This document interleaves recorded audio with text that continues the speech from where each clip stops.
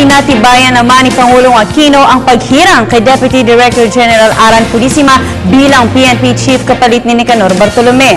Niliwanag din ng Pangulo na ang non-jury status ni Bartolome habang hindi pa ito nagre-retiro. Alamin natin ito sa ulat ni Elena Luna.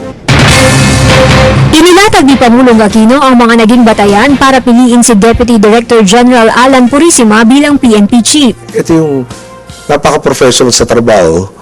Never nagkaroon ng question na parang naghahanap buhay sa kanyang pwesto. Yung competency naman, he has undergone numerous trainings, both local and foreign.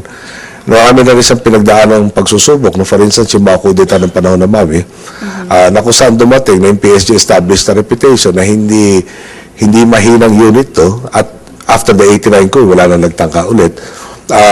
Various other assignments that he has had from mga precincts, naging PD ng Pangasinan, naging NCRPO, naging head ng PACER at saka ng Task Force Spider. And ang daming listahan na accomplishments sa magagawa.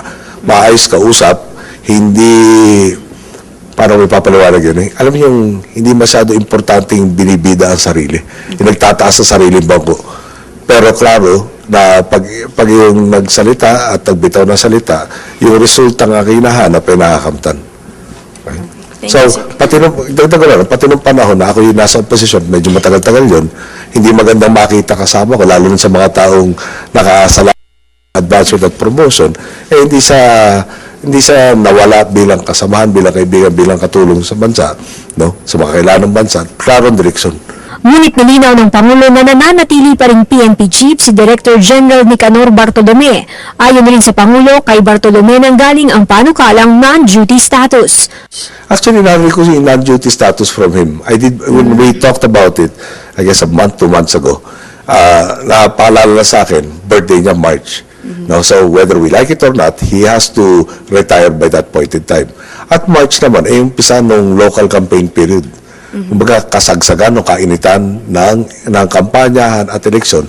At alam naman po natin, sinusupil natin yung pagkakataon na magkaroon ng violence at eleksyon. Hindi pwede magpapalitan ng timon kalagitnaan nung matindi ang pagsusubok na mangyayari sa ating sandatang lakas at sa PNP. So, klaro sa kanya yun. At nabanggit nga niya, sabi niya para makakuha naman niya yung kanyang retirement benefits, baka pwede actual retirement on his birthday, non-duty status entitles him to retirement period without having the problem of changing leaders at that time when there's a lot of pressure in the PNP. Ang katumbas sa aniya ng non-duty status ay terminal leave sa trabaho. Parang pagka-explain sa akin, it's something like terminal leave. No, so he is not required to render duty, but he still carried in the roles. And the issue there is para naman ma-maximize naman yung entitlement siya under the separation benefits, retirement benefits. Yung pag napaaga, baka may diminution.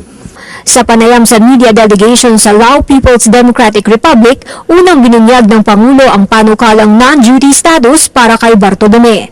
Para sa Telebisyon ng Bayan, Elena Luna, Tagaytay City.